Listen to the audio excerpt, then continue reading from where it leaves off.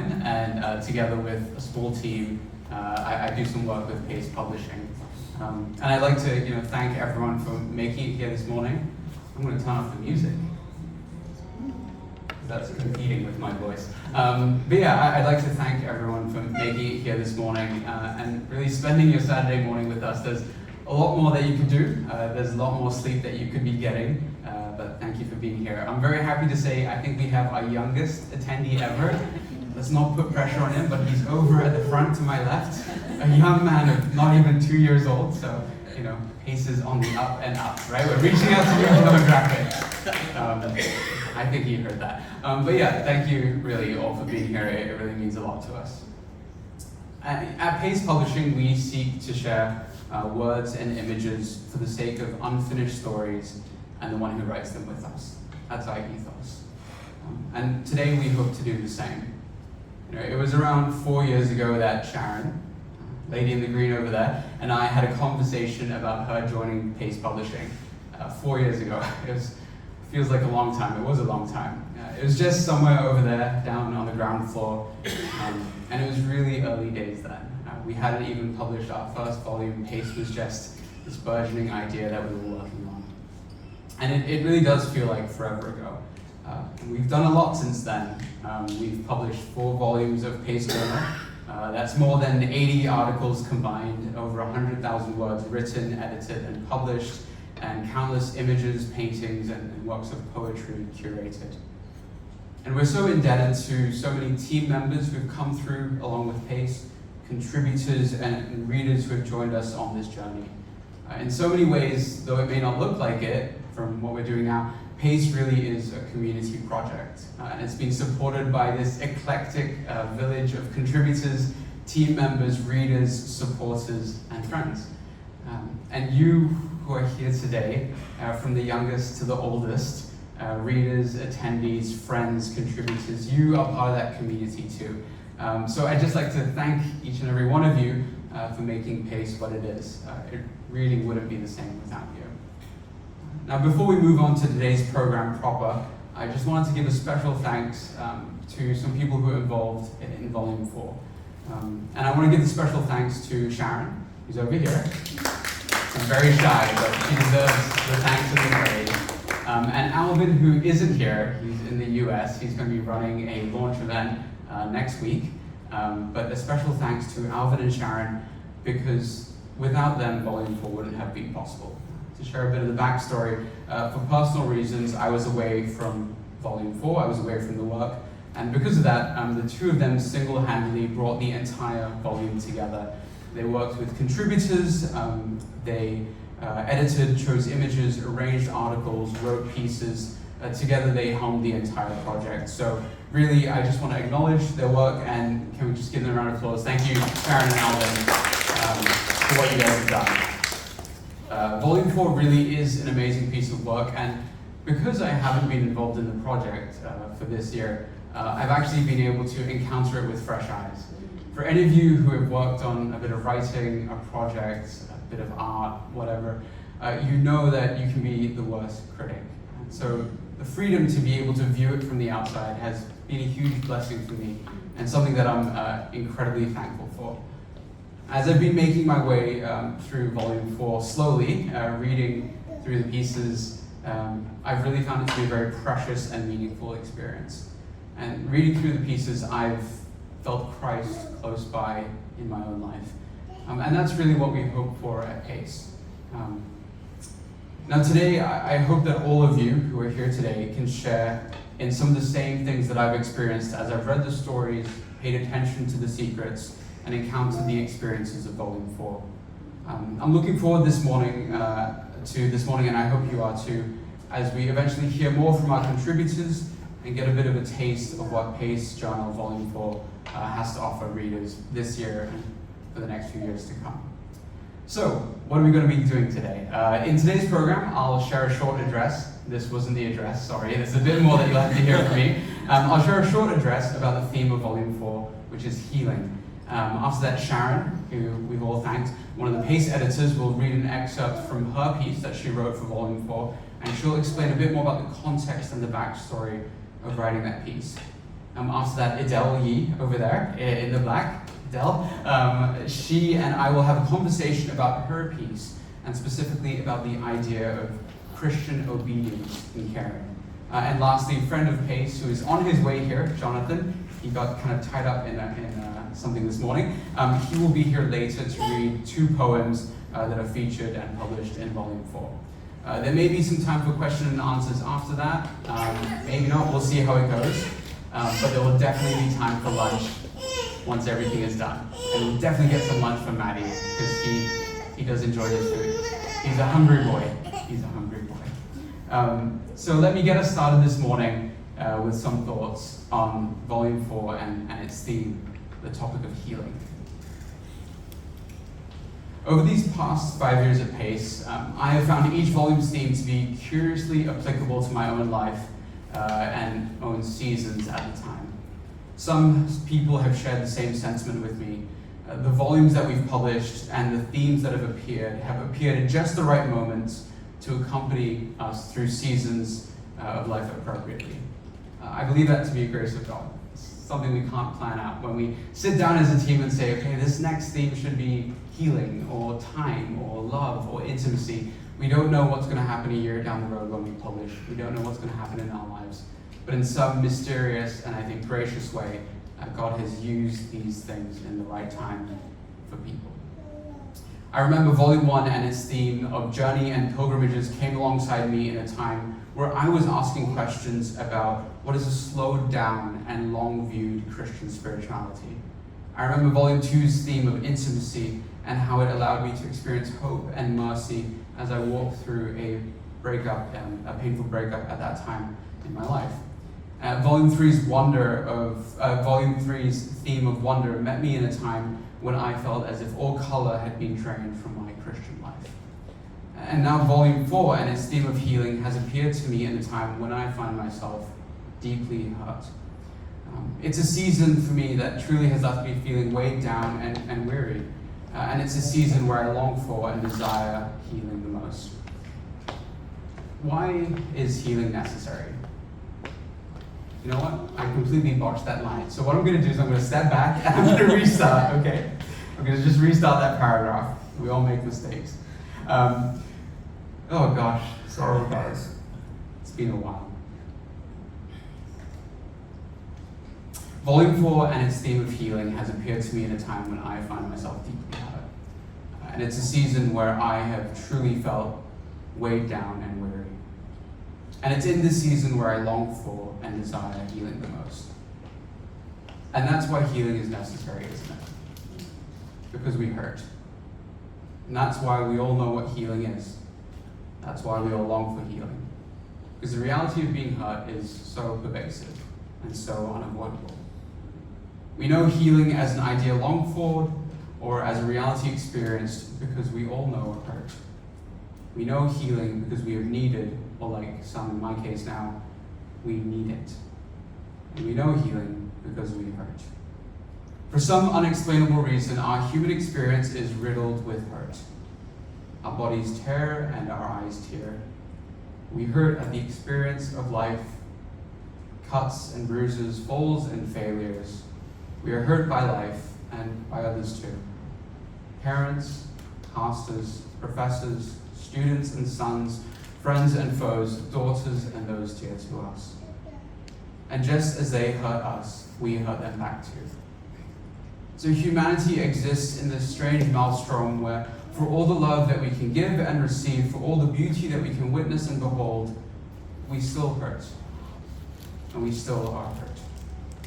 And whether it's a firestorm in California or militant violence in Colombia, whether it's political oppression in the Middle East or civil war in Southeast Asia, tensions in your home, disagreements in your church, inner turmoil, spiritual despair, hurt comes for us all. And it's an inescapable reality of the human experience. What then do we do with the inescapable reality of hurt in this world? Do we keel over and ignore it, trying our best to delusionally convince ourselves that it doesn't exist? Do we succumb to the reckless hurt of the world, joining in its enterprise, waging war against one another, against society at large? Do we campaign against hurts or fighting with body and mind to resolve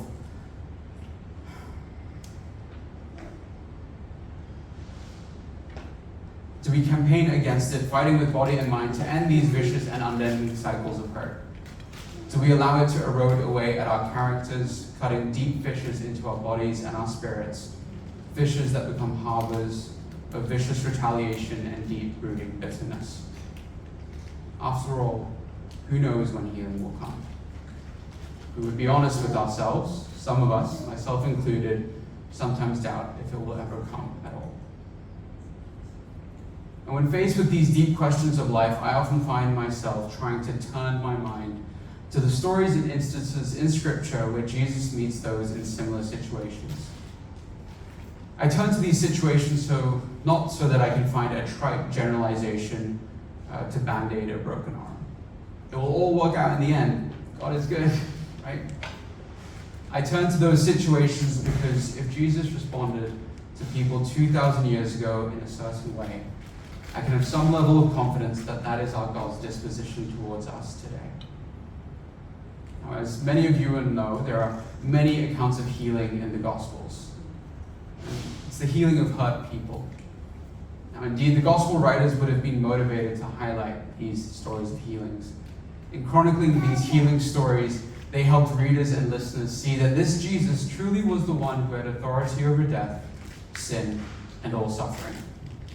Jesus was truly and is truly the doctor that can heal. Now, considering these instances in Scripture, these stories of healings, I have come to appreciate that there are two things we can do in our hurt as we long for healing. The first thing we can do is be honest about our hurt. The man waiting at the pool fully recognized his neediness. The lady with the issue of blood knew hers. The leper acknowledged his own brokenness, and the sinners, time and time again, knew theirs. Now, perhaps it would do us well to join the ranks of the hurting of Scripture and be honest with where we are broken, both outwardly and inwardly. The tears that mark our bodies and the tears that mark our hearts. Now, the second thing that we can do in our hurt is we can try and be hopeful in our hurt. While there is definitely much we can do to mitigate pain and indeed reduce suffering in the world, there are depths of pain that run so deep that these are matters that only Christ can rout. While this isn't licensed to sit back and do nothing, we have to acknowledge our limitations. We still can have hope in our hurt, though, trusting that at the right time, Christ will come to mend our brokenness. He will find us on the side of the road, by the pool, weary at home, and he will tend his kind mercy to us. And that's simply who he is. That's who he was 2,000 years ago, and that's who he is today. And so, my friends, as we long for healing, and maybe more specifically as we hurt, I invite you, as the contributors of Volume 4 have done, to be honest and hopeful in your hurt, ever believing that our God who came to this earth, the Christ who joins us on our pilgrimages through life, is this very same one who said, "It is not the healthy who need a doctor, but the sick. I have not come to call the righteous, but sinners." And he was a man of sorrows, acquainted with the despairs and hurts that all of us know, and then some. And just as he pressed his hands into the eyes of the blind man and gave him sight, would you know and experience this day or the next, tomorrow, the day after, the following month, the following year, would you come to know and experience the God who presses close to us and opens our eyes to healing in the present or the hope of healing to come in the future? So, my friends, may we be honest and hopeful in our hearts as we each take one more step on our pilgrimages through life, receiving, giving, and at times, very often, waiting for the healing that we know is in our God's hands. Thank you.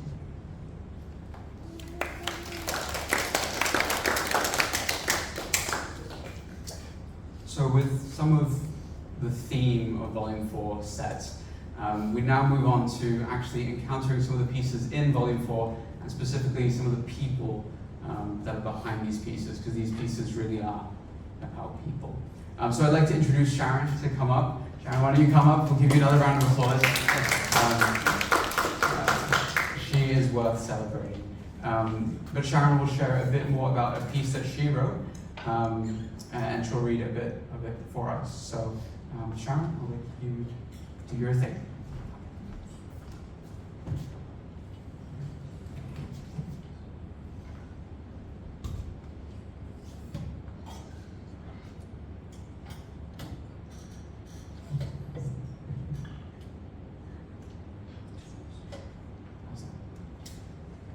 Let's try this.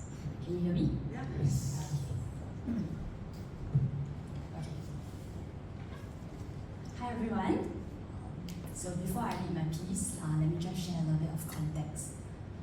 Living in a broken world, we perhaps had moments when we needed healing, even craved it. And as often was the case, times when healing doesn't seem to come. Personally, the themes of brokenness and healing cut deep into the heart of my involvement with PACE. So as Ryan mentioned just now, I joined the PACE team about 4 years ago, at a time, I'm sure you remember, when COVID had brought about many unexplained dark nights for me, as I'm sure it did for many others. It was probably one of the 2 most difficult periods of my life, and right in the midst of it, I was welcomed into what is now known as PACE Publishing. What came with it? Well, it wasn't a simple narrative of healing, but it was one of journeying through my pain and accepting my brokenness. At the same time, my work with PACE also forced me to confront my perceived inadequacies, embracing my weaknesses rather than shying away from it. So being a part of PACE actually brought me out of my comfort zone in many ways, like emceeing Volume 2's launch, writing a piece in Volume 3, and now stepping up not only to edit, but to write the editor's note for Volume 4. I am thankful for each of these experiences, don't get me wrong. It wasn't that I was unwilling, but my desire to participate and to contribute didn't eliminate the struggles that I faced. And of course I believe, as the Apostle Paul wrote, that my weaknesses display God's power in me. But trust me, the process was so hard. In some small way, though I didn't truly know it then, this piece that I wrote offers a mirror to the struggles I faced through the last 4 years. The content in the piece reflecting kind of the process of creating it. In this piece, I wrestle with themes of brokenness, of suffering, and pain. And with it, the sense of yearning and longing. Longing firstly for answers to explain our predicament, the answer to the question of why, the question that never seems to go away. And secondly, yearning for solutions to alleviate the pain, to ease our suffering, and to provide some sort of healing. But as you probably know, both the answers and the solutions often seem so out of our reach. What do we do then? Well, I have no answer, nor do I have a solution, but allow me to share some of my thoughts from the piece. So I'm reading from about the halfway mark in my piece. I'll start here. Our bodies and souls know they should recover, yet they remain helpless, paralyzed, not knowing what to do to bring about that healing. There is no magic pill, no guaranteed work prayer for instantaneous healing. The deep cry of our hearts remain unanswered. We find ourselves stuck in the same place, no closer to wholeness than we had been yesterday, the week before, or even 10 years ago. Again, littered throughout the Bible are accounts that bring comfort and hope. We are not alone. In the New Testament especially, we find many in need of healing, and the one who meets them healing. 2 accounts in particular stand out. While most of us may not have experienced the physical ailments that plagued these individuals, we may perhaps be able to identify with the desperate longing for healing that they must have felt. in John 5, we are ushered into the scene at the pool of Bethesda, a gathering place for a multitude of invalids. There, the blind, lame, and paralyzed lay in throngs, waiting for the moving of the water. This, by the way, can be found in verse 3, and for most of the versions in our Bibles, it's in the footnote. So it is in this footnote that goes on to give us clues about why these invalids lay there. Information that's found in the missing verse 4, likely added into later manuscripts to explain a superstition that was shared by these invalids. For an angel of the Lord went down at certain seasons into the pool and stirred the water. Whoever stepped in first after the stirring of the water was healed of whatever diseases he had. In other words, these invalids were seeking healing. Among the crowd, we find a man who had been there waiting for 38 long years. We don't know what made him stand up or if he even did. We don't even know his name, much less what happened in those 38 years.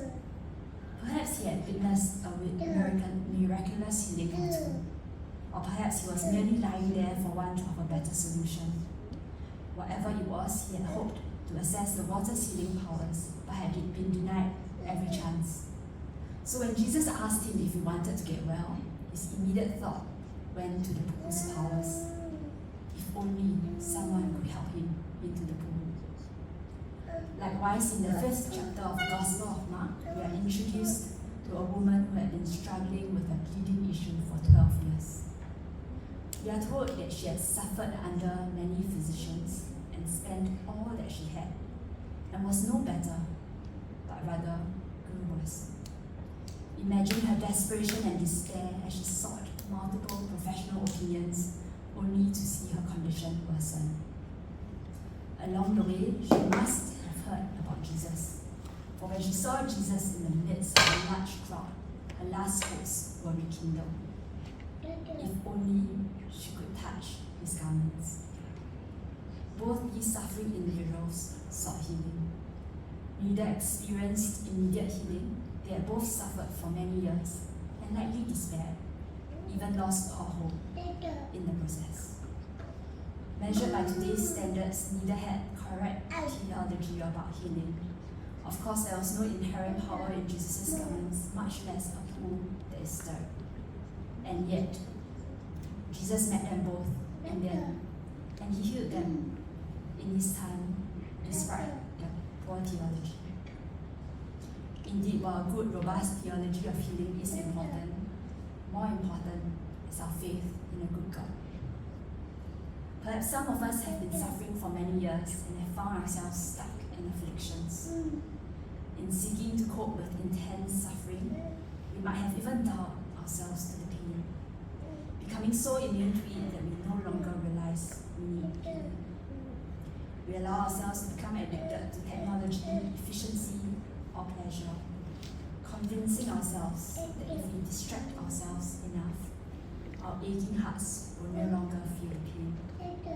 We harbor unforgiveness and bitterness that gnaws at the heart, slowly destroying it. We bind ourselves to the world and give in to its allure. And in all these, we think we are in control, we are coping, we no longer need healing. But God is not absolute. He reaches down to heal, whether we recognize our need for healing or not. Yet our faith in the God who heals doesn't excuse us from our responsibility in the process. Healing is not passive. We are not called to languish in the deep mires of suffering and brokenness, while merely waiting and hoping that healing will one day come, or pretending that we are strong enough. God meets us in our waiting, calling us to lean into our discomfort, to face our hurts, and to forgive when it feels impossible. In the Gospel, we see the paradox of healing. It is by his wounds that we are healed, by his separation that we are reconciled, and by his death that we live. Perhaps too, there is something to be said about finding healing in the experience of brokenness itself. It is often in the cracks and scars of that we gain a deeper understanding and appreciation of ourselves and of God. Healing doesn't always mean returning to who we were, where we were. In fact, when God works, He often transforms us into something new, something stronger because of the journey of having learned to live with and even through the pain. It is in the breaking that we are made truly whole. And ugly though they may be, scars are reminders not only of the pain and trauma that we have experienced, but also of the healing and strength demonstrated in the journey.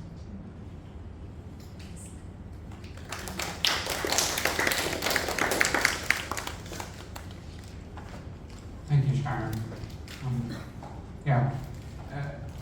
I'd encourage you that when you get the chance to look through Volume 4, that you spend some time just slowly reading Sharyn's piece. I think some of what she's written is very profound and very personal. That concept that the scars are not just proof of the hurt, but of the healing, I think is really important. So thank you, Sharyn, once again, for all your work with PACE and for your volume and for reading it out. And we'll move on to the next bit now. So I'd like to invite Idelle up. We're going to have a short interview, short conversation. So Idelle, if you will. We're going to have a short conversation about her piece, a very interesting piece. It was a piece that was worked on together by 3 people. I'll let her share more about that. Just a little bit. Yeah.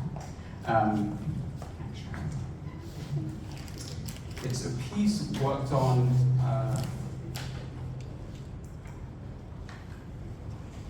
by 3 people, and the piece was called "These Stones Cry Out." So let me just explain it a little bit before we start talking. Can everyone hear me? Is the microphone okay? Yeah.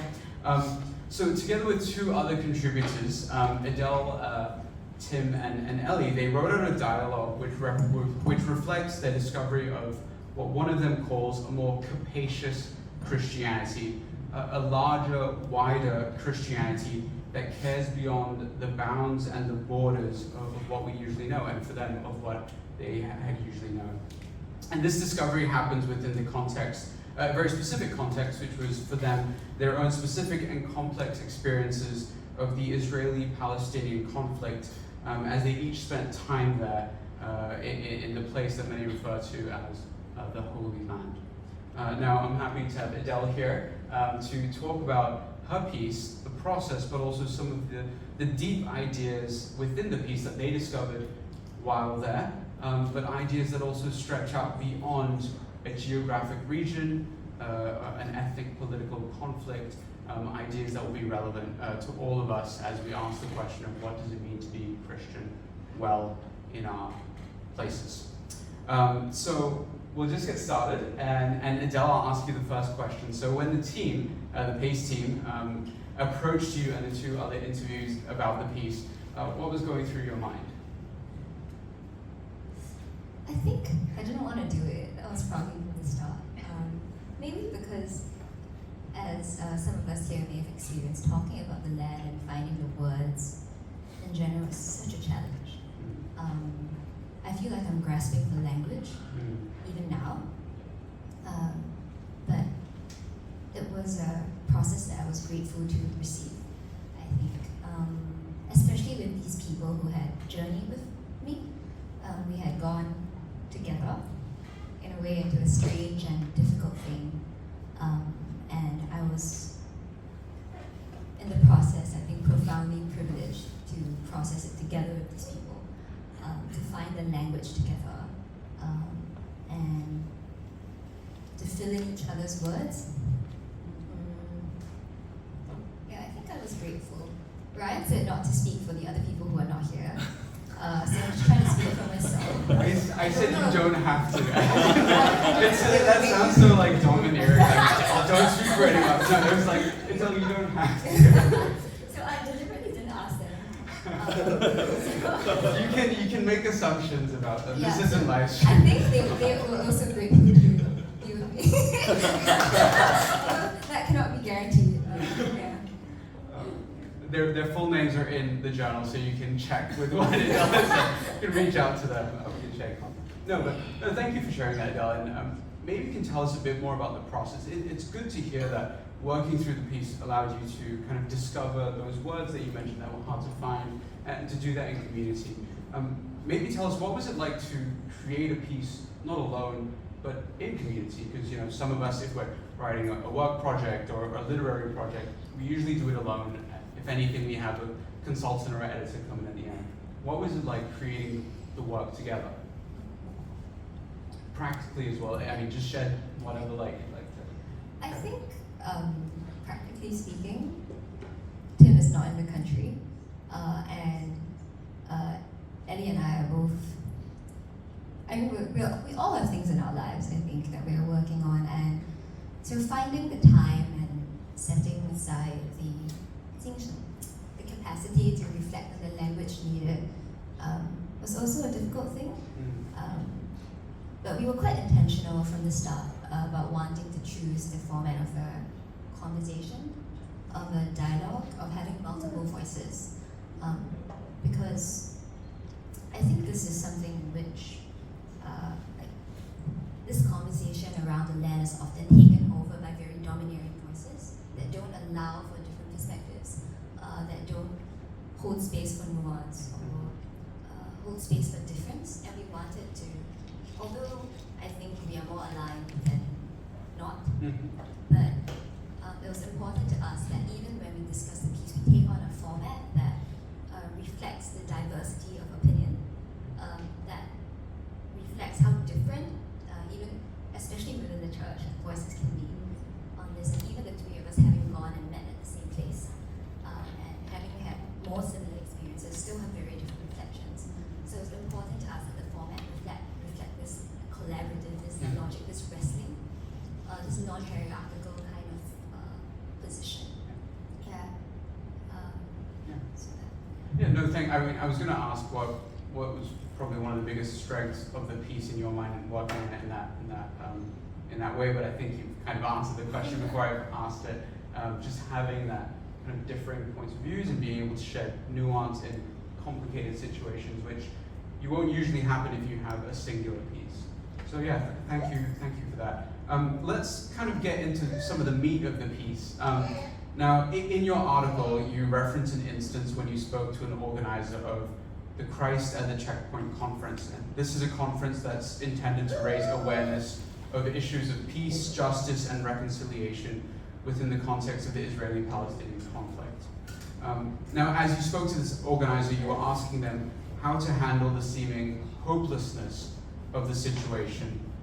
You were asking them how to handle the seeming hopelessness of the situation as it felt like you were fighting, or as it felt like fighting as you say in the piece, a losing battle. And you recall that the organizer says to you, God has not called us to be successful, but to be faithful. And later on in the piece, you ask an incisive question, which I see as a development of that original idea. You ask in your piece, have we as believers been instructed to be successful in our caring or obedient in our caring? And that's a really powerful question, and one that I found myself confronted by as I read the piece. So I want to ask you kind of a two-part question. Firstly, why do you think we're so concerned with the success of our caring? And secondly, what do you think Christian obedience in caring looks like? I can refresh the second part later. So the first one, why are we so concerned by the success of our caring, or the lack of success of our caring? And secondly, what does Christian obedience in caring look like? Okay. Oh, was I not? Oops. Interesting. Just, right. Yes, it's good. It's good. Okay. I think a lot of us here would have experienced it as well. A lot of us here work in the church, I think, or at the very least are heavily involved in some way. And I think we've all experienced the strong, compulsion, some kind of inveterate desire to prove efficiency or to have some kind of productivity in our ministry and in our serving. And I think perhaps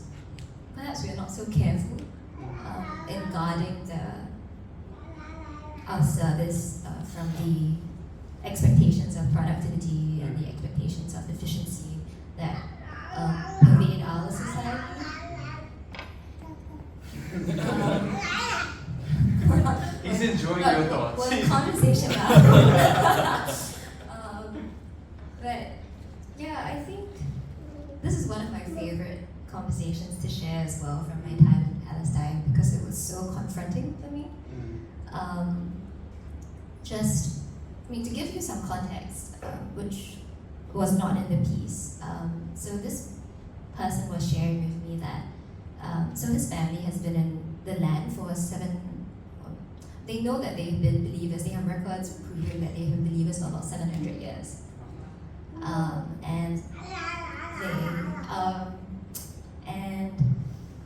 now that the population of Palestinian Christians has diminished so greatly over time because of actually both internal persecution and persecution from the many factors that we see in our headlines today. I think it's gone down from about 13% of the Palestinian population to less than 2%. So to me, I was profoundly moved by the work that they were doing, speaking hope from a place of hopelessness. And yet, at the same time, to me it felt like a failing task. You can't keep the people in the land. You can't expect them to stay in a place that is, frankly, has horrendous conditions. But yet, there was such commitment to the land, to the people, and to the dream, I think, that God had put in their hearts. And I think I can only say that perhaps we need to be listening more closely to these dreams rather than to certain standards of efficiency or efficacy, however challenging that may be for us as Singaporeans. Or as people living in capitalism in general, I think it's really difficult for us not to assign productive value to our work. And I was so challenged to think of different metrics of value. And I think it's also easy for us to pontificate on finding different metrics of value. And then we go, oh, okay, we must be different. And then we sit down and go, okay, don't know. I think we need a different moral imagination. Yeah, that was what struck me about this conversation with this friend of mine. That they could see something different that I couldn't see. And again, I think speaking with these friends, this group of people that I'm thinking about in particular, it struck me that although I claimed myself, I professed to be a Christian, the Christianity that I was living was very different from the Christianity that these people were living. So yeah, I think the artistry of the moral imagination is sorely needed in our church, in our society. Yeah, I've gone somewhere else. Well, that's a lot. That's a lot. I think we're all going to be thinking about that till tomorrow morning. No, but thank you for those thoughts, and just I think to kind of pick out some bits. This kind of faithfulness in hopeless situations, this caring as obedience, even when there's no outcome. And then you talk about that beauty of moral imagination and the artistry of faithful living and obedience. And I'm just thinking now, like you mentioned, we have these metrics to prove our caring, to evaluate our faithfulness. But maybe these things don't need metrics. Maybe we love not to an outcome. The outcome may come, but we love because it's love. We care because it's care. We're faithful because we should be faithful, and that's a good thing to do.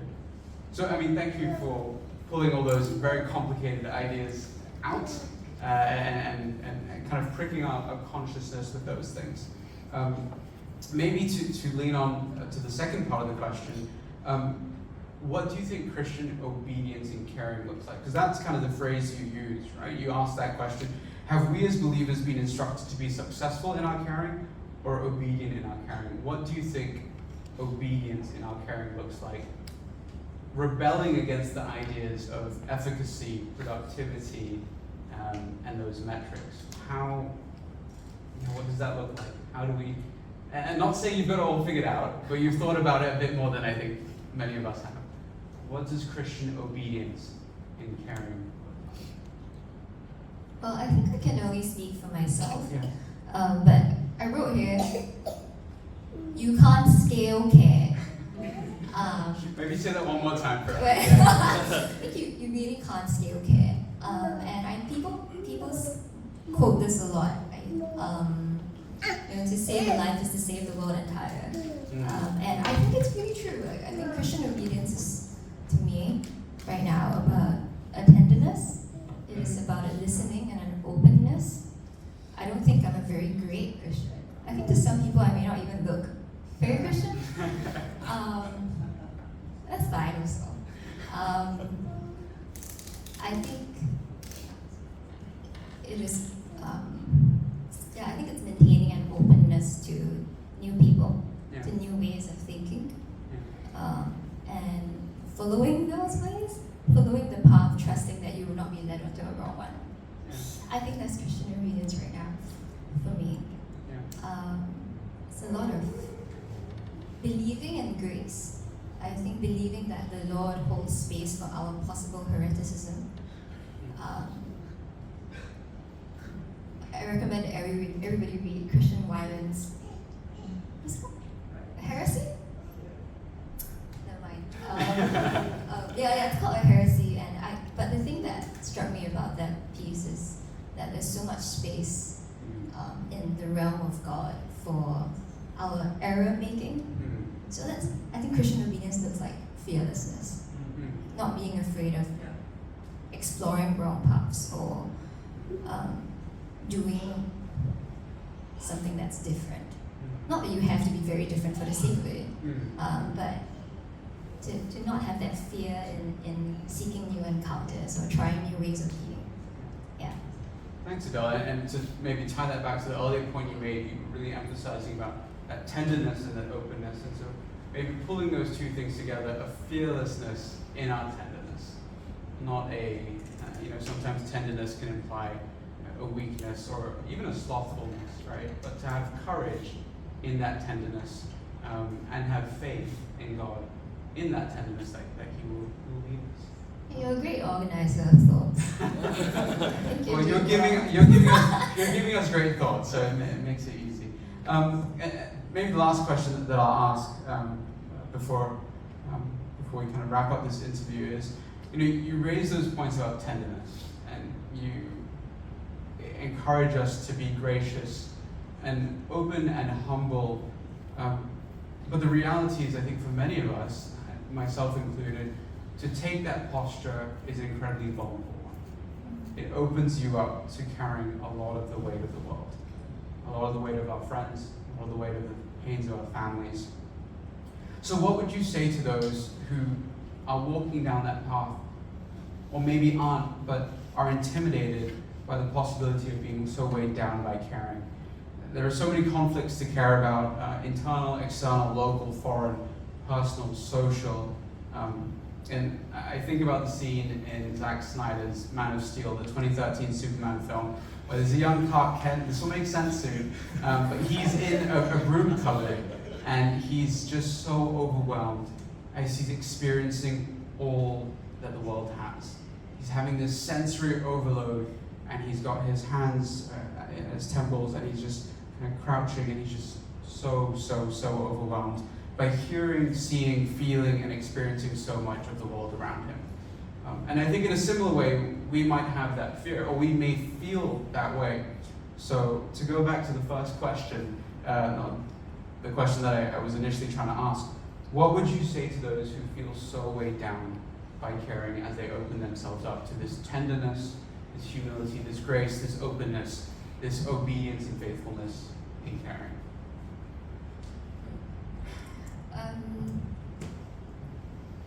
I think first of all, there's something that some of you might be familiar with the work or some of the speaking of Reverend Dr. Munter Isaac from the Nativity Church in Bethlehem, and something that he said at this Christ at the Checkpoint conference has stayed with me since. He said that he was actually in the middle of answering a lot of difficult questions from people, and he just sort of seemed a bit meandering for a moment, and then he said, well, I think all this doesn't really matter. He and I said, oh, well, that's very nice and not existential at all. And he said, well, I think, the greatest intervention has already happened in the form of Christ. And all that is left to us is not burden and difficulty, although it may seem that way, but it is just obedience and faithfulness. So, in a way, although we may not mean to, I think to take on too much burden on ourselves is also hubristic. Which is also why, personally, for me, I've given up actually on trying to be right. Well, trying to be right for everybody, trying to be right for myself, but I think I don't, at some point in time, I don't really need to prove the rightness of my thinking or the rightness of my living. I just need to be thinking and living.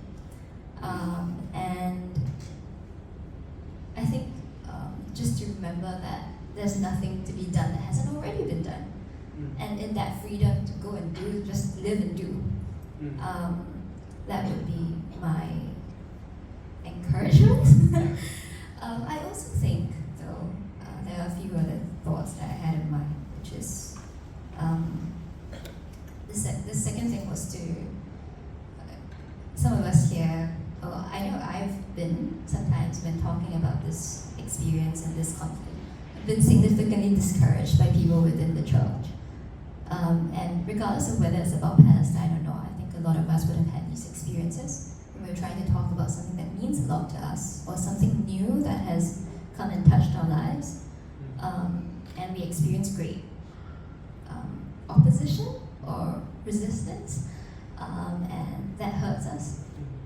And I would just, from one fellow struggler to another, I would say, let's be patient with our communities. We need our communities. I think we need our people. And I like the work of Henri Nouwen. In his wonderful book, The Wounded Healer, he talks about the importance of holding up our wounds to one another in community, and then together we hold them up to God. And I think that would be my second piece of encouragement, which is not give up on the people that we're journeying together with, and to continue to believe that we find healing in community, and we find healing when we hold our wounds together, hold up our wounds together to God. Yeah. I think you also wanted me to talk about something else. It sounds like I've like organized this whole thing. She's not saying anything, it's actually a secret script. No. We did have kind of a preliminary Yeah. conversation just to establish what we're talking about. But these are all her words, not mine. It's true. The overall question was on how do you not feel overwhelmed, Yeah. right? Or what would you say to those who feel weighed down by Christian caring when there's so much? Yes. So much to think about, so much to care for. I guess a lot of people have also asked me what it's like to, or what for even, what it's like, or why do you even care for something that's so far away and there's so many things near to you? And it's true. There are many things near to me. And it's not that I don't care about them. And I do, I think, care about quite a few things. But I also think that we're all on our different journeys. And recently I've been thinking a lot about, there's been a pattern in my own life of bearing witness to conflicts and being on the ground in certain situations. And I think that's my journey. There's been a lot of bearing witness in my life, and that's the thing I had to grapple with. And conflicts near and far, difficult things near and far, I think we must reject the notion quite unilaterally that we don't have to care about things that don't directly concern us. I think we all have skin in the game. I don't think that anything is too far because we are all in the body. And anything that hurts one part of the body hurts us as well. Yeah. But at the same time, keeping in mind the first idea that not everything is for us to resolve or hold. Yeah. So it's been a journey. There have been many people here who have held space for me and my tendency to speak at length. And I'm just grateful. Well, no, I think everyone really appreciates what you said. But maybe just to sum up that final sharing, and correct me if I'm wrong, but I kind of noticed 3 bits. The first bit that we can have some rest in that Christ has really carried the biggest burdens, and we follow along with him in his carrying that he's already established. So we walk in his footsteps.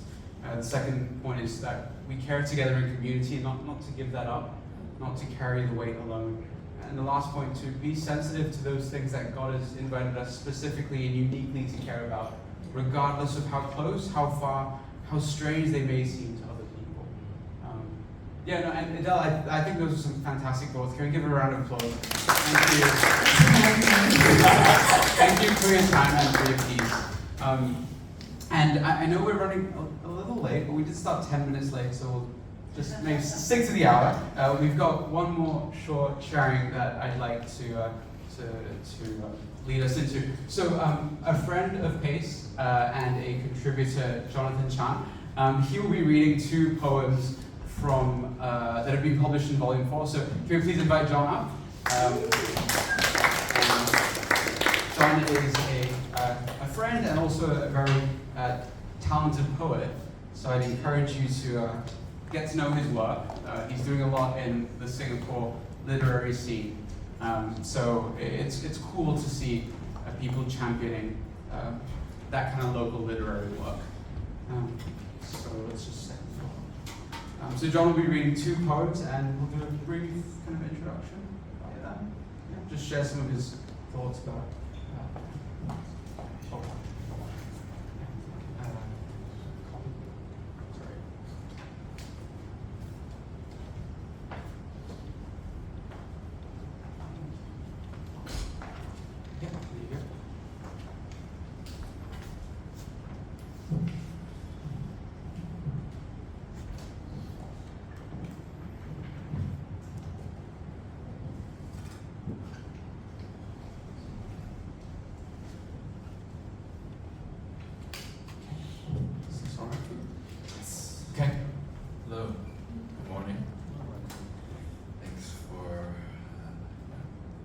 coming for the launch of Pace. I think it's a very rare journal that exists within Singapore's both literary landscape and Christian landscape. I think it's got cousins and analogs in other parts of the world, but not many here in Singapore. And I think if you look at the landscape of Christian publishing, the various things targeted at various demographics, not always a lot of space for literary writing. And I think the spirit of Pace, of this idea of God that walks at a human pace, maybe dovetails with what Idelle said about this idea of resisting productivity and efficiency, which is so endemic to living in a city. And I know this is Ryan's heart at the time when he started the journal as well.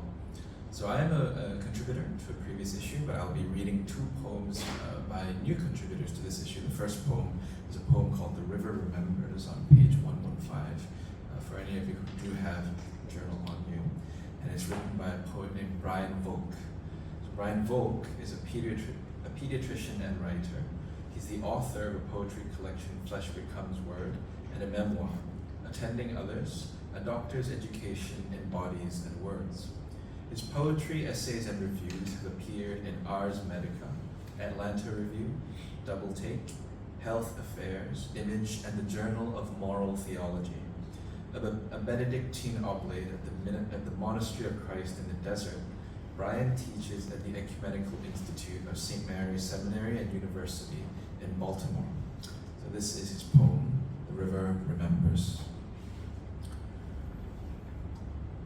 The river remembers the sky, tumbles toward the sea, murmuring the names of clouds, nostalgic for the raindrops' vertiginous fall, following now as then the draw of waiting things toward their destined repose, at times suspecting that by some obscure grace it might still rise, return, re-enter the realm of capricious wind and vapor, yet content here, in this moment, to flourish as it is, signing steep valleys in surfeits of green, and dancing to absent music, heard as one hears in memory, a song from earliest childhood, the sighs of wave-sodden sea winds, the cadence of moon-summoned tides. A lot of imagery from the water cycle there by Brian in his poem, River Remembers. The next poem I'll be reading for you is a poem by Wayne Bornholt, or rather two original poems by Wayne Bornholt on page 121, titled Prayer/Blood. So Wayne Bornholt is a published poet and retired bookseller who specializes in scholarly titles in theology and biblical studies. He has degrees in philosophy and theology, which, however, have not improved his tennis game. But there's no but. He lives near Grand Rapids, Michigan, with his wife and two dogs, Cassie and Augustine. So his two poems are Prayer and Blood. Prayer for spittle and mud. Lord, be merciful, I pray, to our sufferings, the scars of days acid etched in our memories. They seem so deep, so incurable. O great physician, fill these wounds with spittle and mud of your healing word. Make the paste that will fill and restore these empty sockets. Bring a blood-furrowed beauty to our aching years. Amen. Next poem, Her Blood. It stained all it touched, the flow down her thighs as she walked, markers on the path to exile.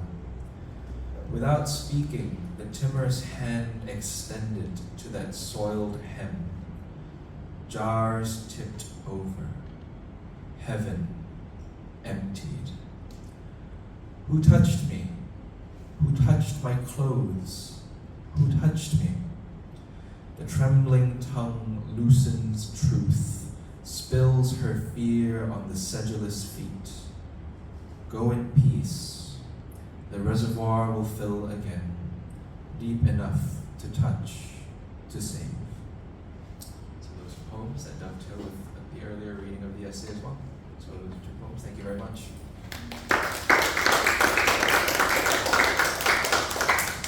Thank you, John. Thank you for ending on that piece. I think that idea that the river or the reservoir empties for our healing, it will be filled again, gives all of us hope in our hearts and in our own journeys of healing. Now with that, we've really come to the end of what we're planning to do today. Now.